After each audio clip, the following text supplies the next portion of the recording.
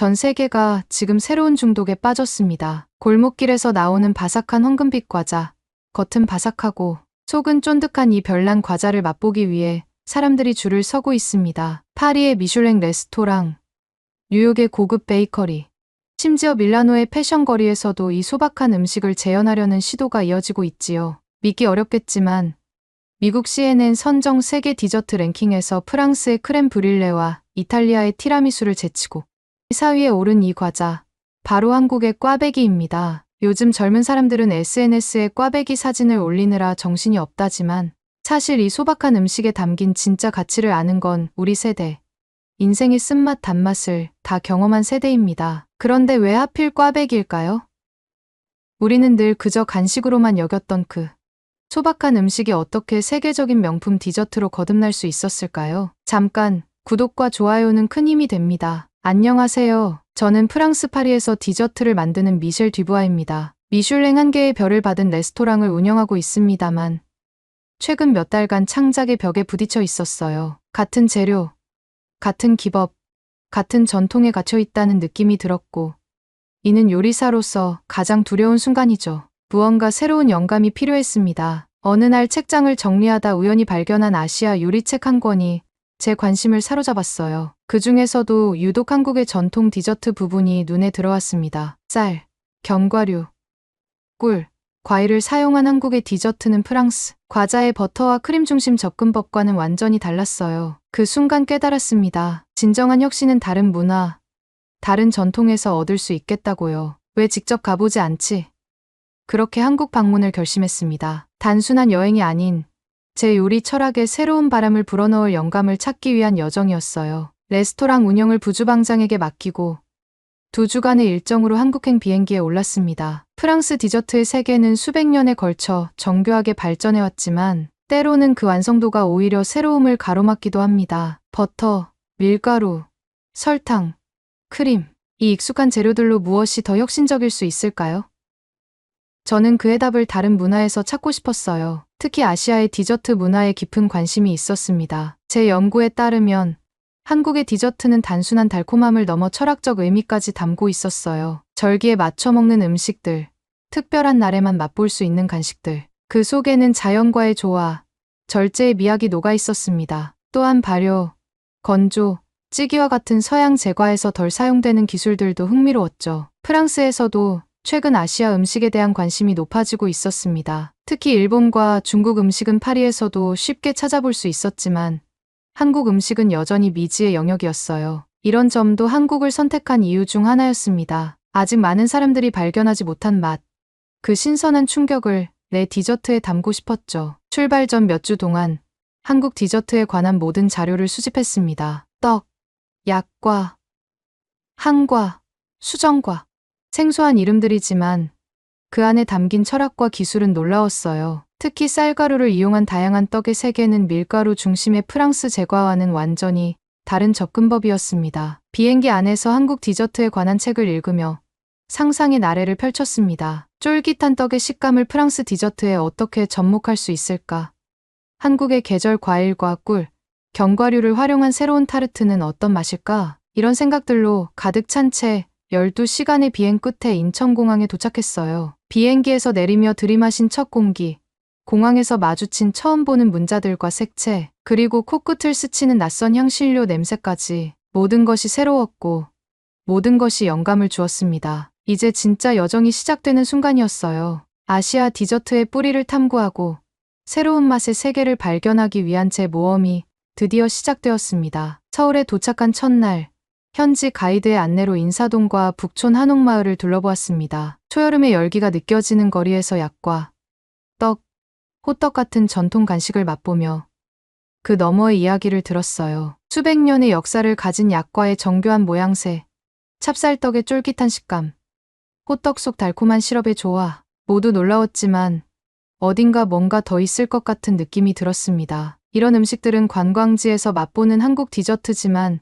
실제 한국인들의 일상적인 간식은 아닐지도 모릅니다. 가이드의 말에 저는 더 깊이 알고 싶어졌어요. 진짜 한국인들이 즐기는 마음의 위로가 되는 그런 음식이 궁금했습니다. 그날 밤 서울의 유명 레스토랑에서 한현지 셰프와 만났습니다. 그는 프랑스에서 수학한 경험이 있어 우리는 쉽게 대화를 나눌 수 있었어요. 제가 한국의 디저트에 관심이 있다고 말하자 그의 눈이 반짝였습니다. 미셸 씨, 진짜 한국 디저트는 골목에 있어요. 관광객이 잘 가지 않는 곳, 화려한 간판도 없는 시장 구석구석에 진짜 맛이 숨어 있죠. 제 할머니가 해주시던 맛, 그건 책에도 없고 고급 레스토랑에도 없습니다. 그의 말에 깊은 공감이 느껴졌습니다. 프랑스에서도 진짜 맛은 종종 미슐랭 레스토랑이 아닌 시골 할머니의 부엌에서 찾을 수 있으니까요. 그 순간 저는 결심했습니다. 계획된 관광 일정을 바꿔 현지인들의 일상 속으로 들어가 보기로 했어요. 진정한 한국의 맛, 그 영혼을 만나기 위해서였습니다. 다음 날 아침,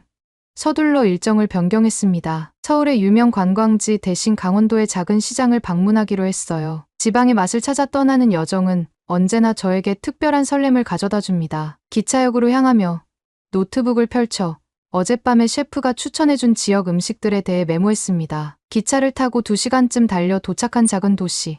역을 빠져나와 택시를 타고 시장으로 향했어요. 택시 기사님은 제가 외국인이라는 것에 놀라며 왜 이런 작은 도시에 왔냐고 물었습니다. 저는 진짜 한국 음식을 찾아왔다고 대답했고 그는 곧바로 그 시장이 맞다며 고개를 끄덕였어요. 그 시장은 우리 어머니 때부터 있었던 곳입니다. 관광객용이 아니라 현지인들이 장을 보는 곳이죠. 택시에서 내려 시장 입구에 들어서자 활기찬 목소리와 다양한 냄새가 저를 반겼습니다. 번화가를 지나 오래된 시장으로 들어갔어요. 비가 보슬보슬 내리는 오후였고 시장의 천막 아래로 사람들이 분주히 오가고 있었습니다. 다양한 음식 냄새가 공기 중에 퍼져 있었죠. 생선 비린내, 고추장 향, 구수한 콩 냄새, 그리고 문득 익숙하면서도 낯선 냄새가 코끝을 스쳤어요. 그 냄새는 달콤하면서도 고소했습니다. 마치 갓 구운 빵과 튀긴 과자의 중간 같은 향이었어요. 호기심에 이끌려 그 냄새를 따라 걸었습니다. 시장 안쪽으로 들어갈수록 더 좁은 골목들이 나타났고 사람들은 우산을 접은 채 처마 밑으로 비를 피했어요. 마침내 그 냄새의 원천을 발견했습니다. 시장 한켠에 자리 잡은 작은 노점 앞에 길게 늘어선 줄이었어요. 줄 끝에 서서 앞을 살펴보니 백발의 노부부가 작은 프라이팬에서 무언가를 지글지글 튀기고 있었습니다. 둥글게 꼬인 모양의 그것은 바로 꽈배기였어요. 솔직히 말하자면 처음에는 그저 평범한 도넛이라고 생각했습니다. 프랑스에도 비슷한 튀김 과자가 있으니까요. 하지만 그 긴 줄과 사람들의 기다림에서 느껴지는 특별함이 호기심을 자극했어요. 저도 한 개를 사보기로 했습니다. 제 차례가 되어 돈을 내자 노부부 중 할머니가 방금 튀겨낸 따끈한 꽈배기를 종이 봉투에 담아주셨어요. 그 순간 할머니의 손에 있는 깊은 주름들이 눈에 들어왔습니다. 그 주름들이 말해주는 세월과 경험이 궁금해졌어요. 얼마나 오랫동안 이 자리에서 꽈배기를 만들어 오셨을까? 그 손에는 어떤 이야기가 담겨 있을까? 그런 생각으로 종이 봉투를 받았고 그 따뜻함이 저의 차가운 손을 데웠습니다. 비가 내리는 시장 골목에서 이 작은 만남이 저에게 어떤 의미가 될지는 그때까지만 해도 전혀 짐작할 수 없었어요. 봉투를 받아든 순간 따뜻함이 손끝으로 전해졌어요. 기름진 종이 봉투 너머로 느껴지는 그 온기는 마치 오랜 친구의 포옹 같았습니다. 한쪽으로 비켜서서 봉투를 열어보니 노릇노릇 황금빛으로 빛나는 2개가 서로 엮인 모양의 꽈배기가 있었죠. 표면에는 설탕이 살짝 뿌려져 있었고 기름기가 아직 종이에 번져나가고 있었습니다. 처음엔 별 기대 없이 한 입을 베어 물었습니다. 그런데 그 순간 제 세계가 멈춰버렸어요. 바삭한 것과 쫀득한 속, 표면의 달콤함과 안의 고소함이 완벽한 조화를 이루었죠. 그러나 그것은 단순한 맛의 문제가 아니었습니다. 무언가 다른 것, 말로 표현하기 어려운 감정이 그 안에 담겨 있었어요. 2번째 한 입을 베어 물고 천천히 씹으며 생각했습니다. 이 맛은 그냥 밀가루와 설탕과 기름의 조합이 아니었어요. 마치 오래된 기억처럼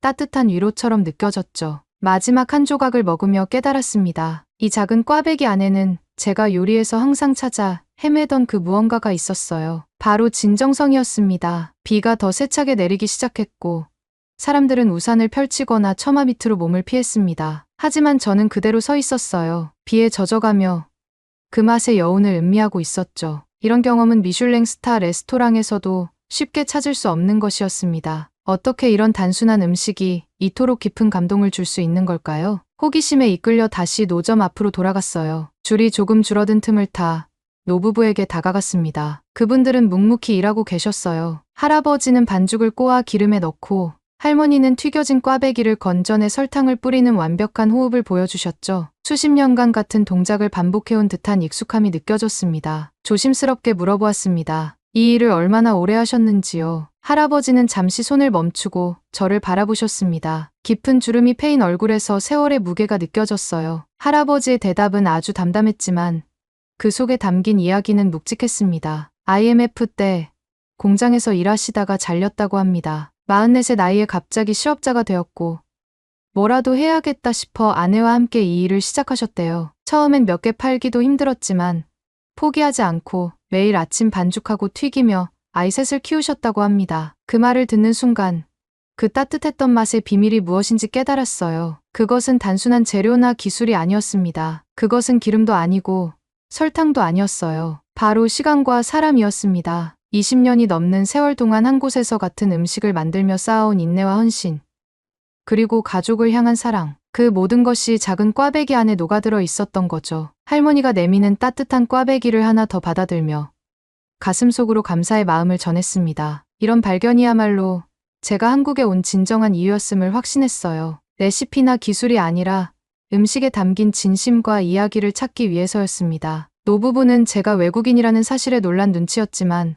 곧 미소를 지어 보이셨어요. 말이 통하지 않아도 음식을 사랑하는 마음은 서로 통했나 봅니다. 할아버지는 반죽을 만드는 방법을 간단히 보여주셨고 할머니는 튀김 온도의 중요성을 손짓으로 설명해 주셨습니다. 비록 언어는 달랐지만 요리의 언어로 우리는 충분히 소통할 수 있었어요. 시장을 나오며 비는 잦아들었고 저녁 노을이 하늘을 붉게 물들이기 시작했습니다. 호텔로 돌아가는 길에 꽈배기를 추가로 몇 개 더 사서 가방에 넣었어요. 그 작은 종이 봉투는 마치 보물처럼 느껴졌습니다. 이것은 단순한 간식이 아니라 한 가족의 이야기, 한 문화의 단면, 그리고 제가 찾던 진정한 영감이었으니까요. 호텔 방으로 돌아와 창가에 앉아 그날의 경험을 여행 노트에 꼼꼼히 기록했습니다. 그 꽈배기의 맛, 노부부의 손길, 그들이 들려준 이야기까지 글로 담아내기엔 너무나 특별한 순간이었지만 최대한 그 느낌을 놓치지 않으려 노력했어요. 이 경험이 언젠가 제 요리에 중요한 영향을 미칠 거라는 직감이 들었으니까요. 시장을 나오며 비는 잦아들었고 저녁 노을이 하늘을 붉게 물들이기 시작했습니다. 꽈배기를 하나 더 사서 호텔로 돌아왔는데 그 작은 종이 봉투는 마치 보물처럼 느껴졌어요. 호텔 방에 들어서자마자 침대에 앉아 꽈배기를 다시 한번 맛보았습니다. 시간이 지났지만 여전히 그 고소한 향과 특별한 식감이 살아있었어요. 창밖으로 낯선 도시의 풍경을 바라보며 그동안의 제 요리 여정을 되돌아보았습니다. 파리의 요리학교를 우수한 성적으로 졸업하고 세계적인 셰프들 밑에서 일하며 배운 기술들, 미슐랭 별을 받기 위해 밤낮으로 연구하고 노력했던 시간들, 그 모든 것이 값진 경험이었지만 오늘 시장에서 느낀 감동에 비하면 어딘가 부족하게 느껴졌어요. 내일이면 프랑스로 돌아가야 했습니다. 짐을 정리하며 그 꽈배기 몇 개를 조심스럽게 가방에 넣었어요. 비행기에서 먹을 수 있을지, 파리까지 신선하게 가져갈 수 있을지 확신할 수 없었지만 그래도 가져가고 싶었습니다. 그것은 단순한 간식이 아니라 이번 여행의 가장 소중한 추억이었으니까요. 다음 날 아침, 공항으로 향하는 택시 안에서 창밖을 바라보았습니다. 한국의 풍경이 빠르게 지나갔고 마음속으로 작별 인사를 건넸어요. 특히 그 시장의 노부부에게 진심 어린 감사를 전하고 싶었지만 그럴 기회가 없어 아쉬웠습니다. 언젠가 다시 방문해 그 감사를 직접 전할 수 있기를 바랐어요. 비행기에 오르고 자리에 앉은 후 이륙을 기다리는 동안 제 여행 일기를 꺼내 펼쳤습니다. 방문했던 장소들, 만났던 사람들, 그리고 맛보았던 음식들. 그 중에서도 꽈배기와 그것을 만든 노부부에 대한 페이지를 오래 바라보았어요. 그들의 이야기가 제 마음속에 깊은 울림을 주었습니다. 창밖으로 한국의 땅이 점점 작아지고 비행기가 구름 위로 솟아오르자 가방에서 조심스럽게 꽈배기 하나를 꺼냈어요. 하루가 지났는데도 그 향과 식감이 여전히 남아있었습니다. 한 입을 베어 물자 그 맛이 다시 저를 그 시장으로 데려갔어요. 기내식이 제공되었지만 그 호화로운 기내식보다 이 소박한 꽈배기가 더 값지게 느껴졌습니다. 비행기 안에서 꽈배기를 먹으며 문득 깊은 깨달음이 찾아왔어요. 이 감동을 그냥 묻어둘 수는 없다. 반드시 내 방식으로 다른 이들에게 전하고 싶다. 그 순간부터 제 안에서 무언가가 달라졌습니다. 이 여행은 단순한 식재료나 레시피를 찾는 여정이 아니었어요. 그것은 요리의 본질, 음식이 가진 진정한 의미를 찾는 여정이었습니다. 12시간의 비행 끝에 파리에 도착했을 때 저는 이미 머릿속으로 새로운 디저트를 구상하고 있었어요. 그것은 단순한 꽈배기의 복제가 아니라 그 정신을 담은 새로운 창작물이 될 것이었습니다. 한국 시장의 노부부가 꽈배기에 담았던 그 따뜻함과 진심을 제 방식으로 표현하고 싶었어요. 집으로 돌아오는 택시 안에서 파리의 익숙한 풍경이 창밖으로 흘러갔습니다. 에펠탑, 세느강, 노트르담 성당 모두 변함없이 그 자리에 있었지만 돌아온 저는 달라져 있었어요. 한국에서의 경험이 제 요리관을 완전히 바꿔놓았으니까요. 이제 저는 화려함이나 기술적 완벽함보다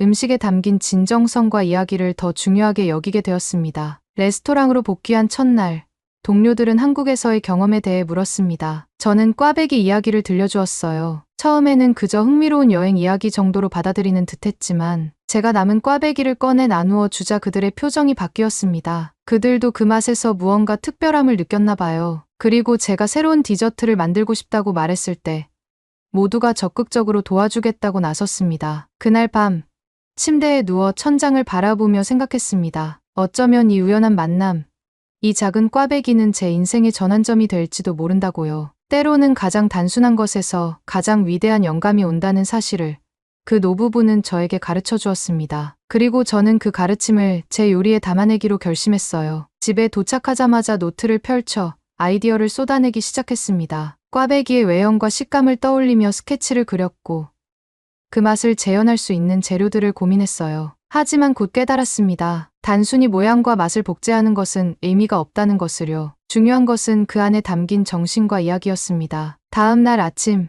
레스토랑에 일찍 도착해 실험을 시작했어요. 직원들은 제가 한국에서 가져온 꽈배기를 호기심 어린 눈으로 바라보았습니다. 저는 그들에게 노부부의 이야기를 들려주었어요. IMF 위기 속에서 새 출발을 한 사람들, 20년이 넘는 세월 동안 한결같이 같은 자리에서 같은 음식을 만들어 온 그 헌신과 인내의 이야기를 제 말에 스태프들은 진지하게 고개를 끄덕였습니다. 그리고 우리는 함께 새로운 디저트를 만들기 위한 여정을 시작했어요. 프랑스 제과의 세련된 기술과 한국, 꽈배기의 소박한 진정성을 어떻게 조화시킬 수 있을지 머리를 맞대고 고민했습니다. 첫 번째 시도는 실패였어요. 너무 프랑스적이었죠. 화려한 장식과 복잡한 구성은 꽈배기의 소박함을 완전히 가려버렸습니다. 두 번째 시도는 반대로 너무 단순했어요. 꽈배기를 그대로 재현하려다 보니 특별함이 없었죠. 셋째 날, 넷째 날, 계속해서 실패했지만 포기하지 않았습니다. 그 노부부가 20년 동안 포기하지 않고 꽈배기를 만들어 왔듯이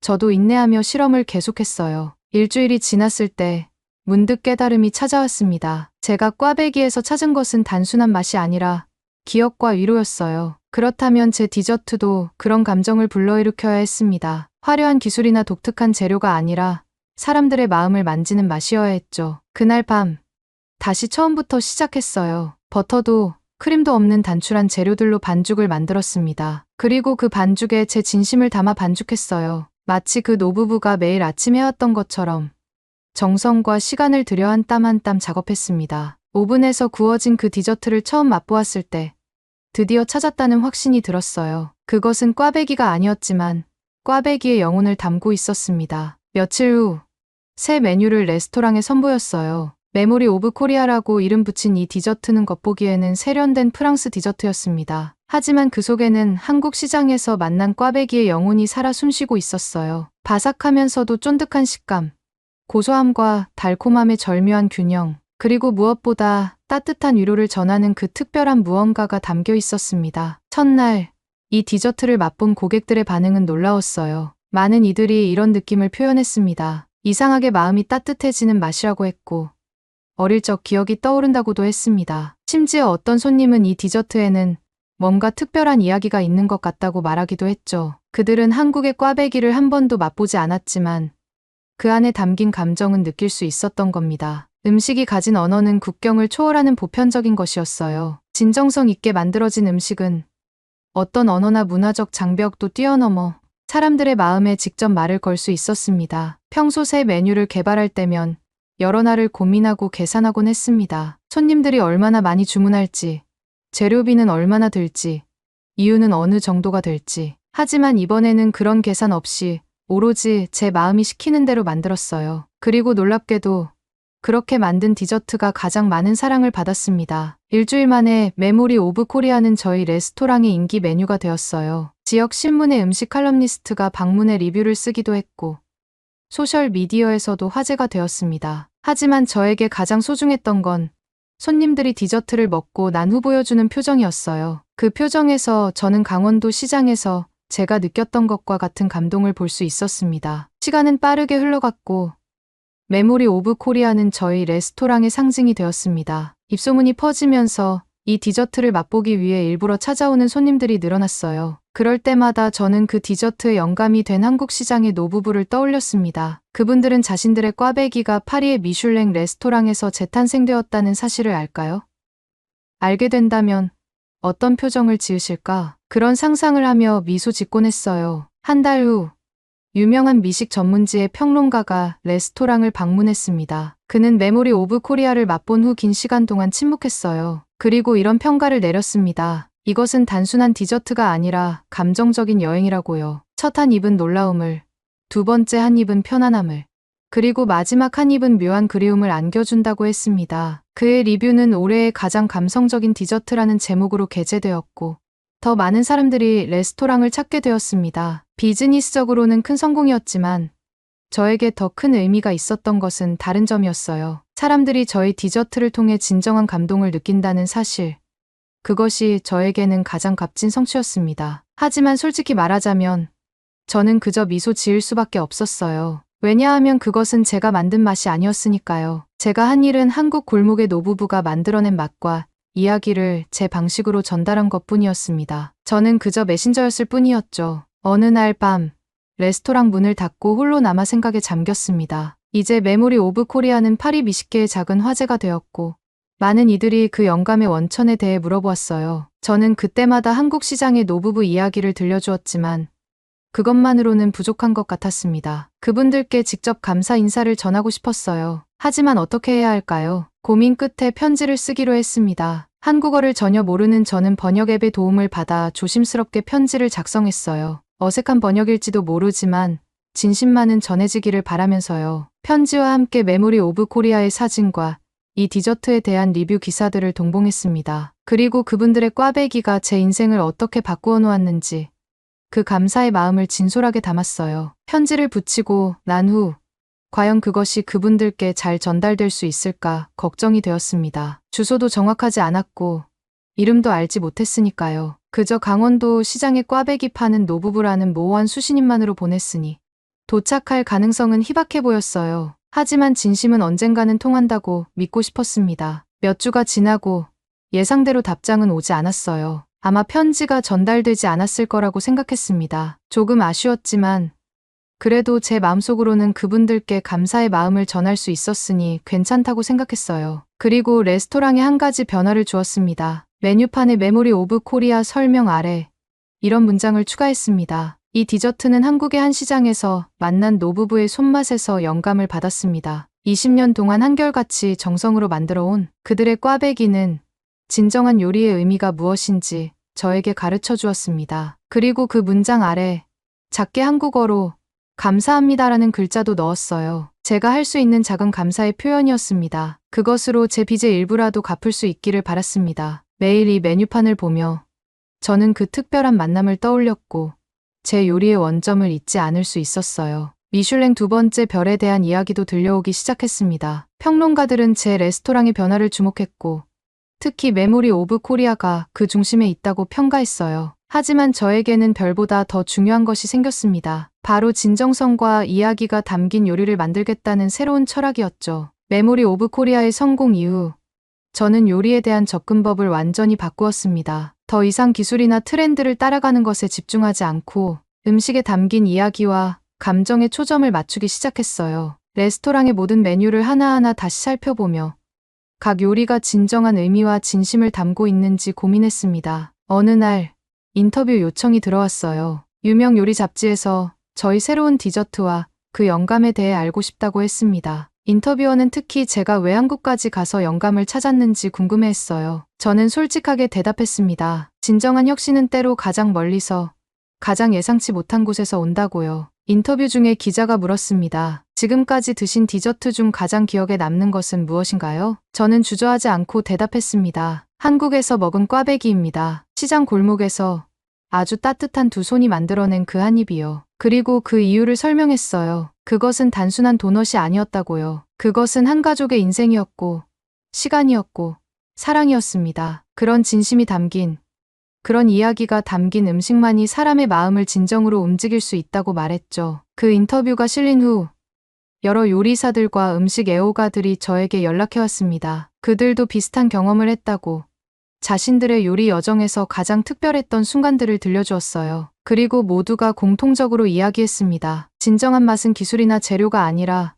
그 안에 담긴 진심에서 온다고요. 제 레스토랑도 조금씩 변화했습니다. 더 이상 최신 트렌드나 화려한 플레이팅에 집착하지 않았어요. 대신 각 요리의 스토리를 담고 그 스토리를 손님들과 나누기 시작했습니다. 서빙 스태프들은 단순히 음식을 나르는 것이 아니라 그 음식의 이야기를 전하는 메신저가 되었죠. 한 해가 지나고 메모리 오브 코리아의 첫 번째 생일을 맞이했습니다. 그날 특별한 이벤트를 열었어요. 한국 음식을 전문으로 하는 요리사를 초청해 협업 메뉴를 선보였고, 수익금의 일부는 한국의 전통 음식을 보존하는 단체에 기부했습니다. 작은 감사의 표현이었지만 그것이 제가 받은 영감에 대한 의미 있는 환원이라고 생각했어요. 그리고 그날 밤 뜻밖의 손님이 레스토랑을 찾았습니다. 파리에 사는 한국인 부부였는데 우연히 제 인터뷰 기사를 읽고 방문했다고 했어요. 그들은 제가 한국에서 경험한 이야기에 깊은 감동을 받았다며 한국의 문화와 음식에 관심을 가져줘서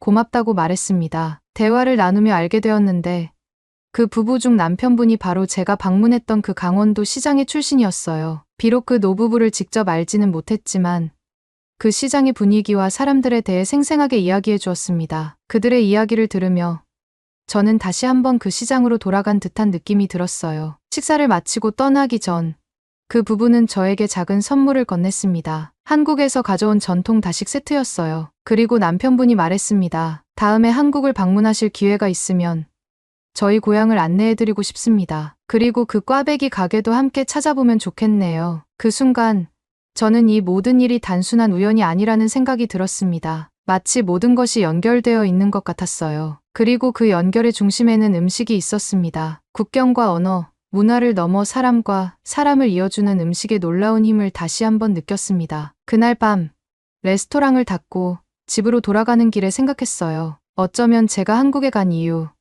그 시장에서 그 노부부를 만난 이유, 그리고 그 꽈배기를 맛본 이유는 단순히 새로운 디저트를 만들기 위해서가 아니었을지도 모른다고요. 그것은 제가 요리사로서 그리고 한 사람으로서 성장하기 위한 여정이었을지도 모릅니다. 오늘은 메모리 오브 코리아가 세상에 나온 지 3년이 되는 날입니다. 레스토랑은 두 번째 미슐랭 별을 받았고 파리 최고의 디저트 명소로 자리매김했어요. 하지만 저에게 가장 큰 성취는 그것이 아니었습니다. 꽈배기에서 시작된 영감이 저의 요리 철학 전체를 바꾸어 놓았다는 것. 그리고 그 변화가 다른 이들에게도 전해지고 있다는 사실이었어요. 최근에는 젊은 요리사들을 위한 멘토링 프로그램을 시작했습니다. 기술을 가르치는 것도 중요하지만 저는 그들에게 음식의 진정한 의미에 대해 이야기하는데 더 많은 시간을 할애했어요. 음식은 단순한 연명의 수단이 아니라 감정과 기억, 그리고 이야기를 담는 그릇이라고요. 그리고 그 이야기의 예로 항상 한국의 꽈배기 이야기를 들려주었습니다. 가장 단순한 음식이 때로는 가장 깊은 감동을 줄 수 있어요. 그런 감동을 전할 수 있는 요리사가 되세요. 어느 날 사무실에서 우편물을 정리하던 중 한국에서 온 편지 한 통을 발견했습니다. 봉투에는 한글로 뭔가가 쓰여 있었어요. 호기심에 떨리는 손으로 편지를 열었습니다. 안에는 손으로 쓴 편지와 함께 낡은 사진 한 장이 들어 있었어요. 편지는 한글과 서툰 영어가 섞여 있었습니다. 대충 내용을 이해할 수 있었어요. 그것은 바로 그 노부부의 아들이 보낸 편지였습니다. 그의 설명에 의하면 저희 편지가 시장 상인회를 통해 결국 노부부에게 전달되었다고 해요. 하지만 그때는 이미 할아버지가 돌아가신 후였고 할머니도 건강이 좋지 않아 직접 답장을 쓰지 못했다고 합니다. 아들은 편지에서 말했습니다. 부모님께서 평생 꽈배기를 만들며 살아오셨고 그것이 자신과 형제들을 대학까지 보낸 힘이었다고요. 그리고 제 편지와 사진들을 보며 할머니가 아주 기뻐하셨다고 합니다. 특히 프랑스의 유명한 셰프가 자신들의 꽈배기에서 영감을 받았다는 사실에 큰 자부심을 느끼셨다고요. 함께 보내온 사진은 예전에 찍은 노부부의 모습이었습니다. 시장 노점 앞에서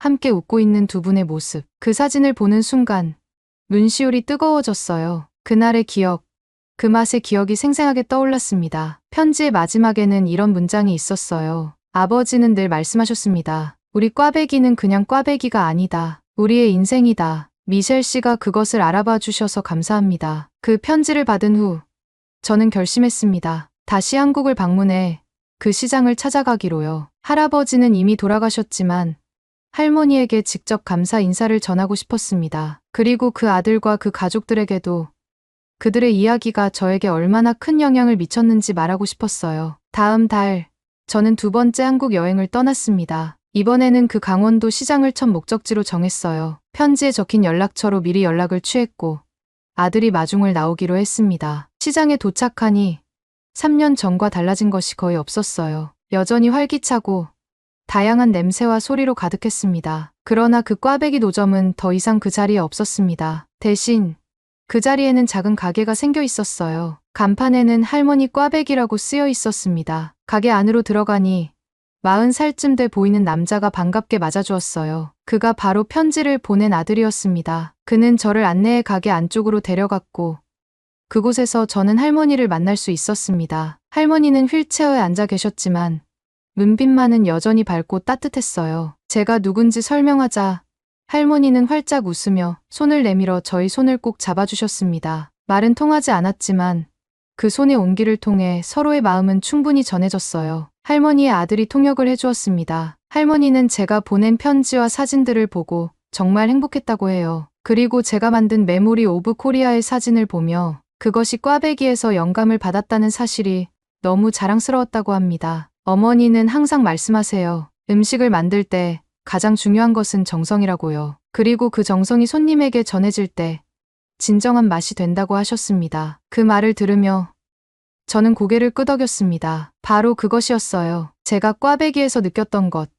그리고 제가 메모리 오브 코리아에 담고자 했던 것. 바로 그 진심과 정성이었습니다. 가게에서 나오기 전 할머니는 아들에게 무언가를 말씀하셨고 아들은 저에게 작은 상자를 건넸어요. 열어보니 갓 만든 꽈배기가 들어있었습니다. 할머니는 이제 직접 만들지 못하지만 아들이 그 비법을 이어받아 만든 것이라고 했어요. 저는 그 자리에서 한 입 베어 물었습니다. 그리고 또다시 3년 전과 같은 감동이 밀려왔어요. 그것은 여전히 단순한 도넛이 아니었습니다. 그것은 이제 저에게도 소중한 인생이 된 맛이었습니다. 파리로 돌아온 후 저는 레스토랑 메뉴에 새로운 변화를 주었습니다. 메모리 오브 코리아의 이름을 할머니의 꽈배기로 바꾸었어요. 그리고 그 메뉴의 수익금 일부는 매년 한국의 전통시장 상인들을 돕는 단체에 기부하기로 했습니다. 지금도 누군가 제게 묻습니다. 셰프님, 지금까지 드신 디저트 중 가장 기억에 남는 건 뭔가요? 그러면 저는 주저하지 않고 이렇게 말합니다. 한국에서 먹은 꽈배기요. 시장 골목에서 아주 따뜻한 두 손이 만들어낸 그 한 입이요. 그건 단순한 도넛이 아니었어요. 그건 인생이었습니다.